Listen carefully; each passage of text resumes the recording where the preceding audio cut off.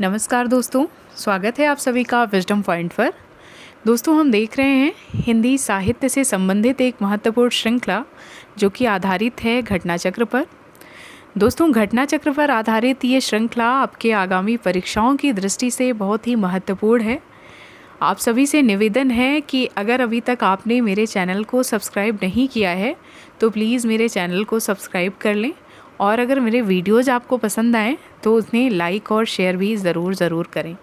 धन्यवाद दोस्तों, हम देख रहे हैं भारतीय काव्यशास्त्र, और भारतीय काव्यशास्त्र के अंतर्गत आज हम छंदों से जुड़े हुए महत्वपूर्ण प्रश्नों को कवर करेंगे आज के इस वीडियो में। तो चलिए शुरुआत करते हैं आज के इस वीडियो की। लेते हैं आज का पहला प्रश्न। आज का पहला प्रश्न है, छंद शास्त्र के प्रणेता आचार्य माने जाते हैं, इनमें से कौन छंद शास्त्र के प्रणेता आचार्य माने जाते हैं? आपके समक्ष ऑप्शन है पतंजलि, पिंगल, पाणिनि या मनु। तो यहाँ पे आचार्य पिंगल जो कि छंद शास्त्र के प्रणेता आचार्य माने जाते हैं, ऑप्शन बी इस प्रश्न का सही उत्तर हो जाएगा। आइए देखते हैं इस प्रश्न की व्याख्या। छंद शास्त्र के प्रणेता आचार्य पिंगल माने जाते हैं। छंद का दूसरा नाम पिंगल है। पिंगलाचार्य के छंद सूत्र में छंद का सुसंबद्ध वर्णन होने के कारण इसे छंद शास्त्र का आदि ग्रंथ माना जाता है। इसी आधार पर छंद शास्त्र को पिंगल शास्त्र भी कहते हैं। छंद शास्त्र 8 अध्यायों का एक सूत्र ग्रंथ है। अग्नि पुराण में भी पिंगल पद्धति पर आधारित छंद शास्त्र का पूर्ण विवरण है। अगला प्रश्न है, इनमें से कौन सी छंद शास्त्र की प्रथम पुस्तक है? आपको बताना है इसमें से इन 4 विकल्पों में कौन सी पुस्तक छंद शास्त्र की प्रथम पुस्तक है। ऑप्शन है काव्य प्रकाश, छंद सूत्र, रसिक प्रिया या छंद प्रभाकर। तो इस प्रश्न का सही उत्तर हो जाएगा ऑप्शन बी, छंद सूत्र। छंद सूत्र छंद शास्त्र की प्रथम पुस्तक है। अगला प्रश्न है, अब अपभ्रंश काव्य का सुप्रसिद्ध छंद कौन सा है? अपभ्रंश काव्य का सुप्रसिद्ध छंद कौन सा है आपको बताना है। आपके सामने ऑप्शन है कड़वक, पद्धरि, रास या इहा। तो अपभ्रंश काव्य का सुप्रसिद्ध छंद है कड़वक। ध्यान दीजिएगा, कड़वक ये कई बार परीक्षा में पूछा गया है। ऑप्शन ए अपभ्रंश काव्य का सुप्रसिद्ध छंद कड़वक है। इस प्रश्न की व्याख्या देख लेते हैं।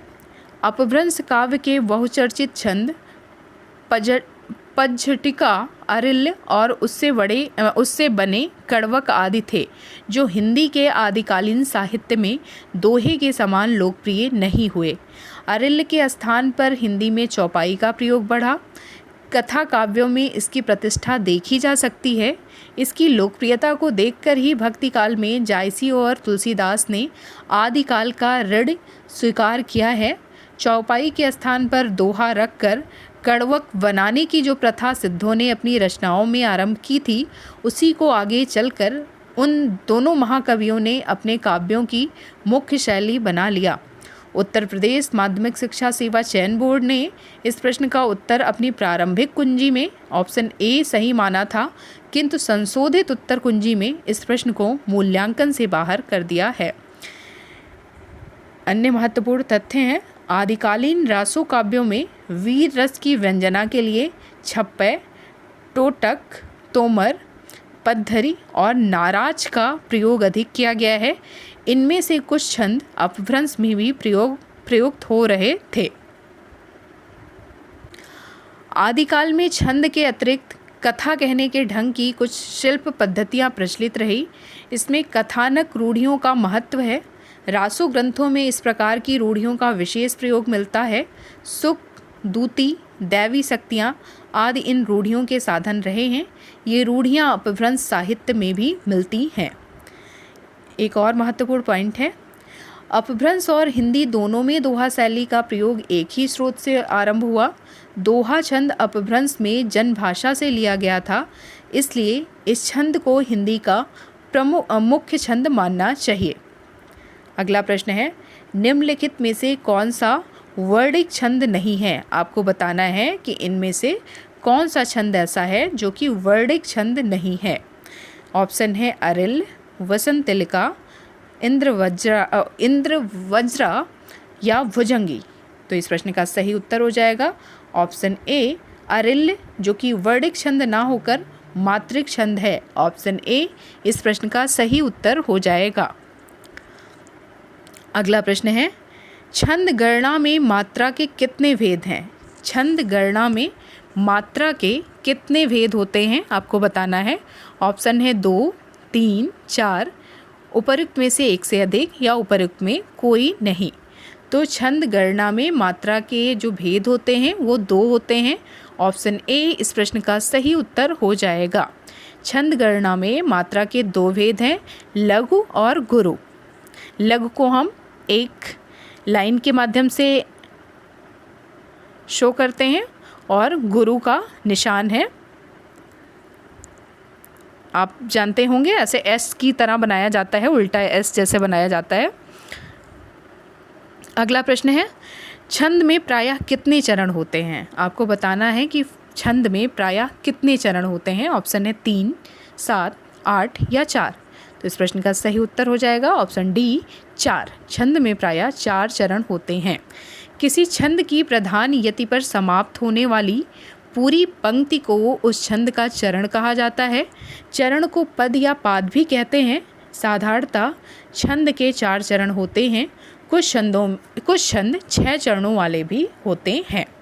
अगला प्रश्न, मात्रा की दृष्टि से दोहा के ठीक विपरीत कौन सा छंद होता है?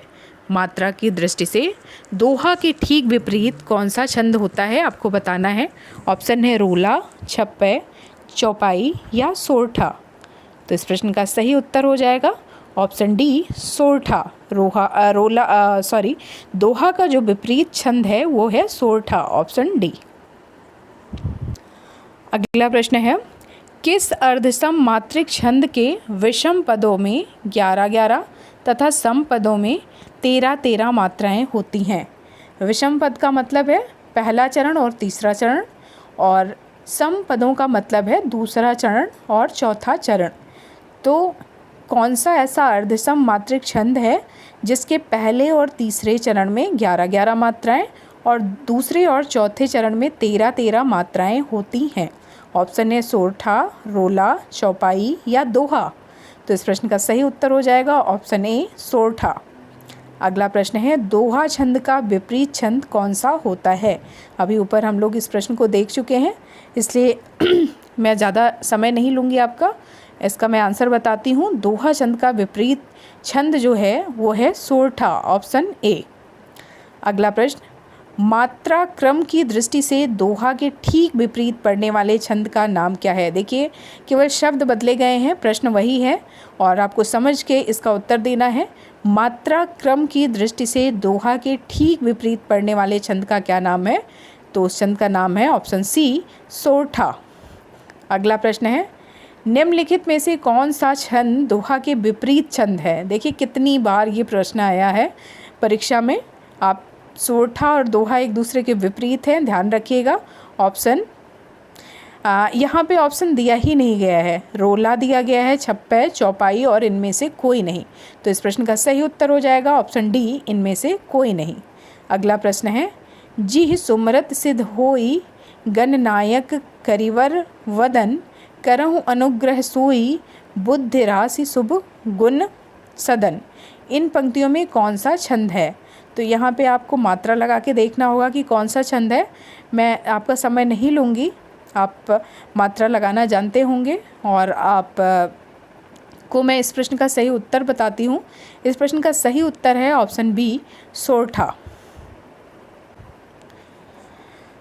अगला प्रश्न है, वह सममात्रिक छंद बताइए जिसके प्रत्येक चरण में 24-24 मात्राएं हों तथा प्रत्येक चरण में 11वीं तथा 13वीं मात्रा पर यति हो। वो कौन सा छंद कहा जाएगा? आपको बताना है कि जिसके प्रत्येक चरण में 24-24 मात्राएं हों और प्रत्येक चरण में 11वीं एवं 13वीं मात्रा पर यति होती हो, वो कौन सा छंद कहा जाएगा? आपके सामने ऑप्शन है रोला, सोरठा, सवैया या कवित। तो इस प्रश्न का सही उत्तर हो जाएगा ऑप्शन ए रोला। रोला एक सममात्रिक छंद है। इसके प्रत्येक चरण में 24-24 मात्राएं होती हैं। इसके प्रत्येक चरण में 11 और 13 मात्राओं पर यति ही अधिक प्रचलित है। प्रत्येक चरण के अंत में 2 गुरु 2 लघु वर्ण होते हैं। 2-2 चरणों में तुक आवश्यक है, जैसे जो जगहित पर प्राण निछावर है कर पाता, जिसका तन है किसी लोकहित में लग जाता। ये रोला छंद है। अगला प्रश्न है, किस छंद के प्रत्येक चरण में 24 मात्राएं होती हैं और 11 और 13 पर यति होती है? ऑप्शन है रोला, दोहा, गीतिका या उपर्युक्त में से एक से अधिक। तो इस प्रश्न का सही उत्तर हो जाएगा ऑप्शन ए रोला। रोला छंद के प्रत्येक चरण में 24 मात्राएं होती हैं। रोला जो कि एक सममात्रिक छंद है, जिसके प्रत्येक चरण में 24-24 मात्राएं होती हैं। इसे काव्य छंद भी कहते हैं। इसमें 11 और 13 मात्राओं पर यति का विधान होता है। अगला प्रश्न है, रहीमन चुप हैं बैठिए देख दिनन के फेर, जब नीके दिन आई हैं बनत न लगे देर। रहीमन चुप हैं बैठिए देख दिनन के फेर, जब नीके दिन आई हैं बनत न लगे देर। उपर्युक्त पंक्तियों में कौन सा छंद है?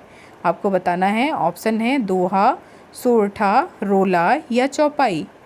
तो इन पंक्तियों में दोहा छंद है। ऑप्शन ए इस प्रश्न का सही उत्तर हो जाएगा। इसके पहले चरण में 13 मात्रा होगी, दूसरे चरण में 11, पहले और तीसरे में 13-13 मात्राएं होंगी और दूसरे और चौथे में 11-11 मात्राएं। इस प्रश्न की व्याख्या देख लीजिए।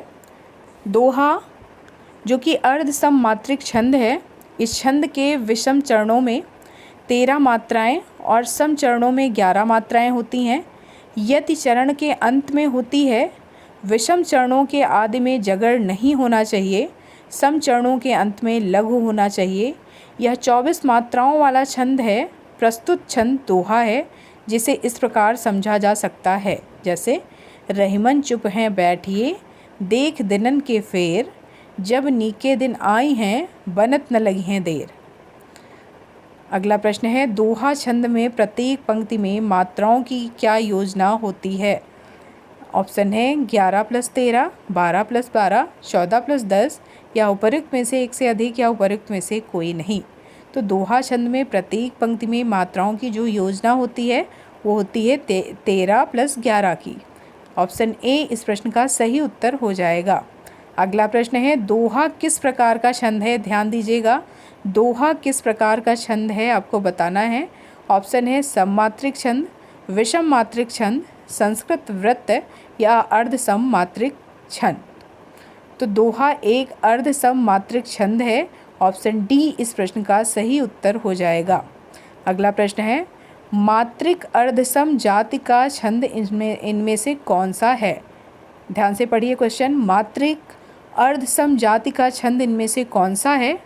ऑप्शन है रोला, दोहा, चौपाई या कुंडलिया। तो इस प्रश्न का सही उत्तर हो जाएगा ऑप्शन बी, दोहा, जो कि एक मात्रिक अर्धसम जाति का छंद है। अगला प्रश्न है, दोहा किस प्रकार का छंद है? वर्णिक छंद है या मात्रिक छंद है या सममात्रिक छंद है या अर्धमात्रिक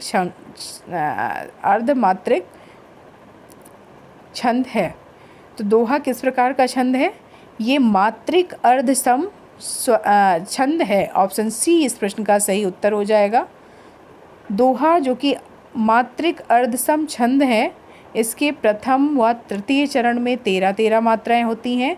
दूसरे व चौथे चरण में 11-11 मात्राएं होती हैं। इनमें कुल 24 मात्राएं होती हैं और दोहे का उल्टा सोरठा होता है। अगला प्रश्न है, रहीमन पानी राखिए बिन पानी सब सून, पानी गए न उबरे मोती मानुस चून। इन पंक्तियों में किस छंद का प्रयोग हुआ है? ऑप्शन है दोहा, गीतिका, चौपाई या कवि। तो इन पंक्तियों में देखिए, रहीमन पानी राखिए में कितनी मात्राएं हैं? 4, 4 8, 2 10, 3 13। 13 यहाँ पे आ गई और अगली पंक्ति में, अगले चरण में जो मात्रा है वो है 2 4 2 4 6 2 8 3 11। तो इससे ये पता चलता है कि ये दोहा छंद है। उपरोक्त पंक्तियों में दोहा छंद है क्योंकि इसके प्रथम और तृतीय चरण में 13-13 और द्वितीय और चतुर्थ चरण में 11-11 मात्राएं हैं। अगला प्रश्न है, निज भाषा उन्नति है, सब उन्नति को मूल, बिन निज भाषा ज्ञान के मिटे नहीं को सूल। इन पंक्तियों में कौन सा छंद है? ऑप्शन है दोहा, रोला, चौपाई या बरवे। तो इन पंक्तियों में जो छंद है वो है दोहा, ऑप्शन ए। प्रस्तुत पंक्तियों में दोहा छंद है। दोहा में प्रथम व तृतीय चरण में 13-13 मात्राएं तथा द्वितीय एवं चतुर्थ चरण में 11-11 मात्राएं होती हैं। अगला प्रश्न है, अवधि शिला का उस पर था गुरभार, तिल तिल काट रही थी दृग जलधार। उपरोक्त पंक्तियों में कौन सा छंद है? ऑप्शन है दोहा, बरवे, सोरठा या रोला। तो इन पंक्तियों में जो छंद है वो बरवे छंद होना चाहिए। ऑप्शन बी इस प्रश्न का सही उत्तर है, एकदम राइट। यहाँ पे बरवे छंद ही है। आइए देखते हैं बरवे छंद की क्या विशेषता है। अवधि शिला दृग जलधार, इन पंक्तियों में बरवे छंद है जो अवधी भाषा का प्रमुख छंद भी माना जाता है। बरवे जो कि मात्रिक अर्धसम छंद है, जिसके विषम चरण यानी कि प्रथम और तृतीय चरण में 12 और सम चरणों में 7 मात्राएं होती हैं। तो ध्यान दीजिएगा, ये 19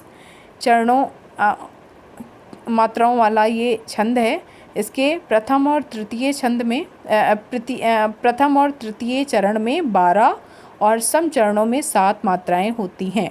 सम चरणों के अंत में जगड़ या तगड़ आने से इस छंद की मिठास बढ़ जाती है। अगला प्रश्न है, जिस छंद के प्रथम और तृतीय चरण में 12-12 मात्राएं एवं द्वितीय और चतुर्थ चरण में 7-7 मात्राएं होती हैं, साथ ही सम चरणों के अंत में जगड़ का प्रयोग होता है, वह कौन सा छंद होता है? आपको बताना है। ऑप्शन है मालिनी, वरवय, रोला या इंद्र वज्रा। तो इस प्रश्न का सही उत्तर हो जाएगा ऑप्शन बी, बरवे। बरवे जो कि एक अर्धमात्रिक छंद है। इस छंद के विषम चरणों प्रथम और तृतीय में 12-12 और दूसरे और चौथे में 7-7 मात्राएं होती हैं। सम चरणों के अंत में जगड़ या तगड़ आने से इस छंद में मिठास बढ़ती है। यति प्रत्येक चरण के अंत में होती है और इसके प्रत्येक चरण में 19 मात्राएं होती हैं। अगला प्रश्न है, बरवे छंद है किस प्रकार का छंद है? सम मात्रिक, अर्ध सम मात्रिक, विषम मात्रिक या अर्ध विषम मात्रिक। तो बरवे जो जिस प्रकार का छंद है वो है अर्ध सम मात्रिक। ऑप्शन बी इस प्रश्न का सही उत्तर हो जाएगा। अगला प्रश्न है, किस छंद में 12 और 7 की यति से कुल 19 मात्राएं होती हैं? आपको बताना है। देखिए कितने शब्दों के हेरफेर से ये प्रश्न कितनी बार पूछा गया है। बस केवल इसमें शब्दों को इधर से उधर किया गया है। एक बार मैं फिर से पढ़ती हूँ। किस छंद में 12 और 7 की यति से कुल 19 मात्राएं होती हैं? ऑप्शन है सोरठा, दोहा, चौपाई या बरवय। तो इस प्रश्न का सही उत्तर हो जाएगा ऑप्शन डी, बरवय। अगला प्रश्न है, अवधी का निजी छंद कौन सा है? अवधी भाषा का निजी छंद किसको माना जाता है? ऑप्शन है बरवय, कवित्त, रोला या छप्पय। अवधी भाषा का जो निजी छंद है, अवधी भाषा का निजी छंद माना जाता है बरवय को। इस प्रश्न का सही उत्तर हो जाएगा ऑप्शन ए, बरवय।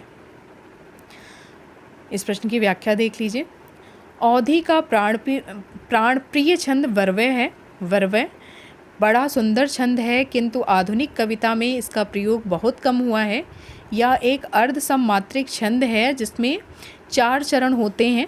इसके विषम चरण यानी कि पहले और तीसरे चरणों में 12-12 मात्राएं और सम यानी कि दूसरे और चौथे चरण में 7-7 मात्राएं होती हैं। सम चरणों के अंत में जगड़ यानी लघु, दीर्घ, लघु मात्राएं होती हैं। रहीम के एक बरवे द्वारा इसे समझा जा सकता है, जैसे आग लाग घर बरिगा, अति भलकीन, साजन हाथ घैलना भर भर दीन। अर्थात आग लग गई, घर जल गया या बड़ा अच्छा हुआ क्योंकि साजन के हाथों में पानी भर भर के घड़े देने का मौका मिला। अन्य महत्वपूर्ण तथ्य हैं, 12वें छंद के प्रणेता अकबर के 9 रत्नों में से एक महाकवि अब्दुल रहीम खान खाना रहीम जी कहे जाते हैं। किंवदंती है कि रहीम का कोई सेवक अवकाश लेकर विवाह करने गया। वापस आते समय उसकी विरहाकुल नोड़ा पत्नी ने उसके मन में अपनी स्मृति बनाने के लिए 2 पंक्तियां लिख कर दी। रहीम का साहित्य प्रेम सर्वविदित था, सो सेवक ने वे पंक्तियां रहीम को सुनाई। सुनते ही रहीम चकित रह गए।